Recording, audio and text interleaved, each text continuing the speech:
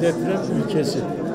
Dolayısıyla bu ülkede ne yöneticilerin ne halkın deprem olacak mı, olmayacak mı, nerede olacak, ne büyüklükte olacak sorularıyla vakit geçirmesi doğru değil.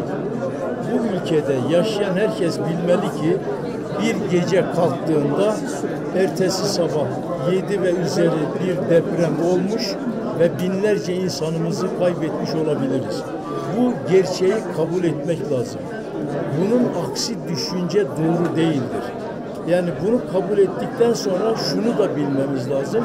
Türkiye'de depremler 7 milyon sene önce oluşmaya başladı mekanizma. 7 milyon seneden beri de Türkiye'nin hemen hemen her yerinde 7 milyon seneden beri depremler devam ediyor. Ve daha da milyonlarca sene devam edecek. Benim konuştuğum şimdi büyük depremler. Şimdi öyle olunca Türk halkının yapacağı tek şey var. Türk halkı bunu başarmak zorunda. Aksi halde neslimizi, milletimizi, kendimizi ileriye taşıyamayız. Yani ebediyete kadar bu ülkede bağımsız, özgür millet olarak kalamayız. Nasıl bunu yapacağız? Biz kendimiz şunu yapmamız lazım. Deprem dirençli yerlere sahip olmamız lazım. Şimdi depremi durduramayız.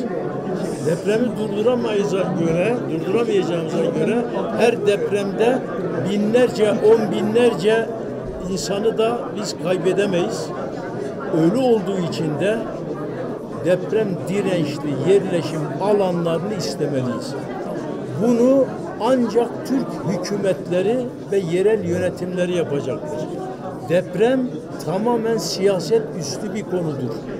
Dolayısıyla bu işi siyasete bulaştırmayalım. Hangi parti olursa olsun bizim millet olarak yapacağımız tek şey deprem dirençli yerleşim alanını onlardan istemek olacaktır. Diyelim ki Elazığ'a bak bu önümüzdeki seçimler oluyor.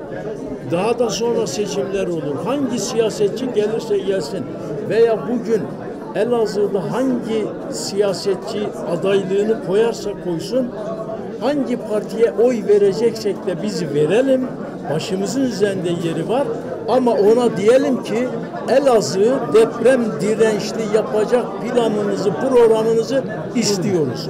Bunu talep edin. Bunu size vermeyen, o konuda çalışmayan, uğraşmayan, samimiyetini göstermeyen o partiye de asla oy vermeyin. Bunu millet olarak yapmazsanız, eğer bunu öne çekip bütün siyasilerden istekte çoluk çocuğunuzun can güvenliğini öncelemezseniz emin olun üzüntülerimiz devam eder. Bugün deprem oldu bitti rahat zannedersiniz. Belki bir nesil, iki nesil deprem olmaz. Ondan sonra aynı deprem bir daha gelir. Yani sevinecek miyiz? 100 sene sonra 200 sene oldu. Oh bize bir şey olmayacak diye. Ölecek olan bizim insanlarımız. Yani dolayısıyla millet olarak biz ne yapabiliriz? Onu soruyorlar. Hocam biz ne yapalım? Ne yapabiliriz? Çok şey yapabilirsiniz. Bu hükümetin de, devletin de, bu ülkenin de sahibi millet. Siz oylarınızla, talep etmenizle bunu isteyin. Siyasiler de bunu yapmak durumundadırlar. Zaten yapıyorlar. Millet ne istiyorsa siyaset de onu yapıyor yani. Başka türlü bir şey mi oluyor yani bu ülkede? Dolayısıyla Elazığ bugün depremden şu anda bir sorunu yok.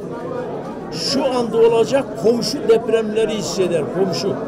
Yani Malatya fayında, Ovacık fayında ve Kuzey Anadolu fayı, Bingöl bizim arasındaki kısımda, Göynük'te bunları hisseder ve yine eften püften bina varsa yıkılır. Ama büyük darbede almaz.